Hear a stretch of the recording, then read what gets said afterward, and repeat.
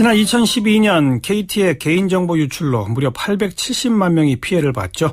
자, 그래서 상당수의 사람들이 소송을 제기했습니다. 이 법원은 개인정보 유출 사고로 피해를 본 가입자 2만 8천여 명에 대해서 한 사람당 10만 원씩 지급하라 1심 판결을 내렸어요.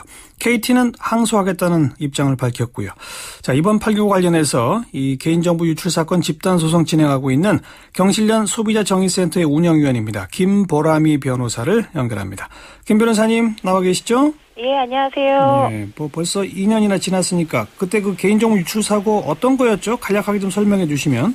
예, 텔레마케팅 사업자들이 KT 고객정보 조회 시스템에 접근해가지고 데이터베이스 자체를 자동 조회할 수 있는 해킹 프로그램을 활용을 했었어요. 그래서 그 해킹 프로그램으로 굉장히 많은 8,700만 건의 개인정보를 빼내가지고 텔레마케팅 사업에 활용을 하고 다른 사업자들한테도 제공을 해가지고 부당한 이득을 취했던 그런 사건이었죠. 그 개인정보는 주로 어떤 것들이 나갔던 겁니까? 네, 주민등록번호는 당연히 나갔고 그다음에 일반적으로 KT가 갖고 있던 회원정보 일체가 같이 나갔었습니다. 주소, 이메일 이런 것들도 쭉 다요? 네네. 근데 정작 KT는 그 개인정보 유출 사태를 5달 동안 파악조차 못했었죠? 그렇죠. 네. 네. 자, 이번에 1인당 10만 원 지급하라 법원이 판결한 거 우선 어떻게 보십니까? 우선 판결을 제가 읽지 못했기 때문에 판결 자체에 대해서 아주 명확하게 평가하기는 좀 어렵겠습니다만은. 아직 판결문이 송달 안 됐습니까? 제가 이 사건은 하진 않았었습니다. 2012년 사건은 하지 않았고 그다음에 선고가 난 다음에 바로 판결문이 나오진 않고요. 지금 이 판결문을 구하기 위해서 좀 알아보니까 아직 완성문이 올라와 있지는 않은 것 같더라고요. 근데 법원이 우선은 해킹 사건에 대해서 개인정보의 어떤 위법성, 유출에 대한 위법성을 인정을 한 게 사실은 많지는 않습니다.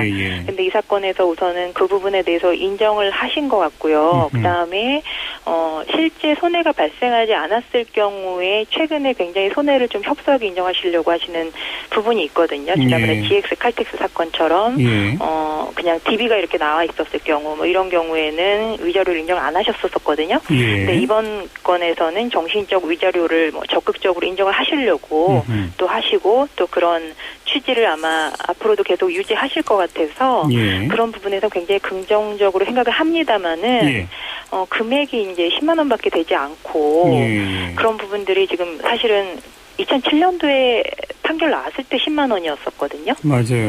근데 그때 이후로 계속 시종일관 10만 원으로 지금 인정하고 계시고 근데 그때 10만 원 인정하셨을 때는 개인정보 문제가 그렇게 심각하지 않았었을 때였거든요. 근데 지금은 또 그렇지 않고 또 주민등록번호가 지금 노출이 된 상황이고 그리고 또 KT 같은 경우에는 유선하고 무선 서비스 이용하는 경우를 전부 합하면은 사실상 전 국민이 사용하고 있다고 봐야 되거든요.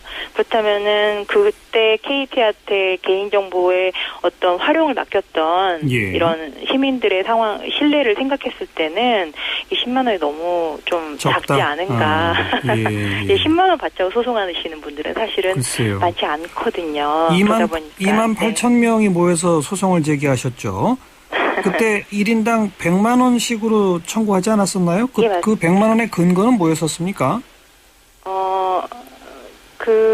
제가 지금 2012년도 소송을 직접 하진 않았었고요. 제가 최근에 2014년도에 또 KT가 똑같은 건으로 정보가 유출이 됐었어요. 그래서 그 건에 대해서 소송을 할 때는 제가 이렇게 문제 제기를 했었습니다.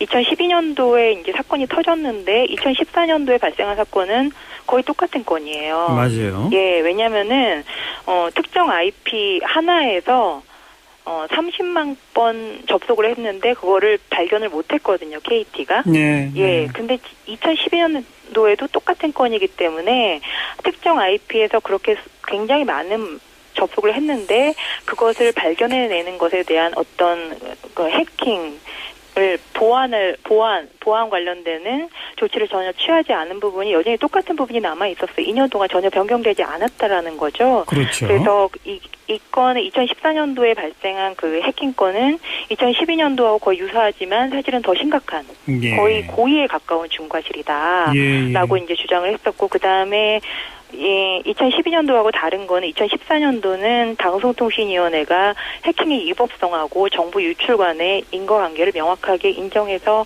과징금을 부과를 했습니다. 과태료를 부과를 했습니다. 아하. 그래서 제 생각에는 물론 2012년도 해킹에 대해서는 10만 원을 인정하셨더라도 예. 이제 그 심각성에 대해서 법원이 아마도 2014년 해킹에 대해서는 더 심각하게 여길 수밖에 없고 KT가 2년 동안 아무런 반성도 하지 않고 아무런 변화가 없다는 것은 당연히 반영이 돼야 될 수밖에 그렇죠. 없다라고 예. 생각하고 있습니다. 예, 예. KT는 1인당 10만 원 판결에 대해서도 불복하고 항소하겠다고 그러는데 이건 네. 소송 제기하신 분들도 10만 원 부족하다. 같이 항소하시겠죠? 제 생각에는 그럴 것 같고, 일단 판결이 제 생각에는 위법성 자체는 바뀌기 어려울 것 같아요. 제가 2012년도 KT 사건에 대해서는 전반적으로 형사기록까지 전부 다 열람해서 봤었는데요. 예, KT의 위법성이 그렇게 없어지긴 어렵다. 중하다, 경하다라고 보기엔 좀 어려운 상황이었어요. 예. 일단 위법성은 인정되는데 그 네. 피해액을 어느 정도로 보느냐, 이게 이제 관건이라는 피해 말씀이죠. 금액이 좀 저는 많이 올라갔으면 좋겠습니다. 왜냐하면 이게 지금 KT 같은 경우에 엄살이라고 생각하거든요. 항소를 해야 될 정도로 심각한 그런 경제적 타격이 있다고 저는 생각하지 않고 있고요. 오히려 최근에 2014년도에 네이트 해킹 사건의 경우에 그 100만 원 인정이 된 2심 판결이 있습니다. 아, 그래요? 예, 그래서 저는 KT 이번 만약 항소를 하게 된다면 법원에서 원고들도 항소를 하셔가지고 금액을 좀 제대로 적정가를 받는 게 바람직하지 않나라고 생각합니다. 알겠습니다. 네. 2만 8천 명 1인당 10만 원 해봐야 29억 정도인데. 그러니까 너무하지 않습니까? KT한테 29억이면은 그게 큰 타격이 되겠습니까, 사실? 저도 그렇게 생각하고 사실은 저희가 이런 소송인단을 모집할 때 제일 어려운 부분이 인지 때 10,000원을 내고 한 3년 기다려서 10만 원 받자고 소송하신 분은 아무도 없거든요. 예. 그래서 사후적인 구제가 사실상 어려워지는 가장 큰 문제가 법원이 너무나 이 문제를 과소하게 평가하셔서 발생하는 문제인 것 같아요. 그렇죠. 네. 그리고 또 소송 제기한 분만 10만 원이라 하더라도 그걸 받을 수 있는 거지. 그럼요. 정보 유출된 870만 명 다 무슨 그 배상 받게 되는 것도 아니지 않습니까? 그러니 이게 정말 KT 입장에서는 이렇게 10만 원짜리 소송을 받는다고 이 뉴스가 나가는 게 KT한테 타격이 아니라니까요. 그러니까 말이죠. 네. 그냥 일반인들한테는 어떤 인상을 주냐면 해봤자 10만 원밖에 못 받는구나. 에이, 하지 말자. 이렇게 돼버리는 거죠. 예. 그렇죠. 그러니까 제도를 빨리 바꿔서 집단소송제 이런 거 해가지고 한두 사람만 소송해도 패소하게 되면 870만 명 전체한테 보상하게 하고 이런 걸 해야 되는 거 아닙니까? 저는 사실 이렇게 생각해요. 뭐냐면은 이 문제가 발생했을 때 행정부가 과태료를 매긴단 말이죠. 근데 과태료는 사실은 배상이 아니에요. 그렇죠. 예, 소비자한테 돌아가지 않기 때문에 제가 해외 사례를 좀 찾아보니까 미국의 일부 주에는 이런 게 있더라고요. 행정기구가 소비자한테 발생한 손해를 배상할 것을 명령하는 제도가 있더라고요. 배상 명령제? 네, 그래서 제 생각에는 이게 그냥 세금으로 이렇게 과태료 과징금을 이렇게 국가가 다 환수하고 끝이 아니라 사실 이건 면피를 해주는 거거든요. 그렇죠. 네, 실제로 발생한 그 정보가 나간 피해자들한테 적어도 얼마씩이라도 주라고 이렇게 명령을 내리고 그 명령에 불복하는 경우에 피해자들이 다시 소송을 제기한다든가 이런 식으로 가는 게 바람직하지 않나 싶습니다. 그러니까 일일이 소송해서 배상받는 게 아니라 행정부가 아까 말씀하신 것처럼 이 뭔가 위법성이 있다라는 것이 인정이 되면 피해자들한테 배상하도록 명령하라.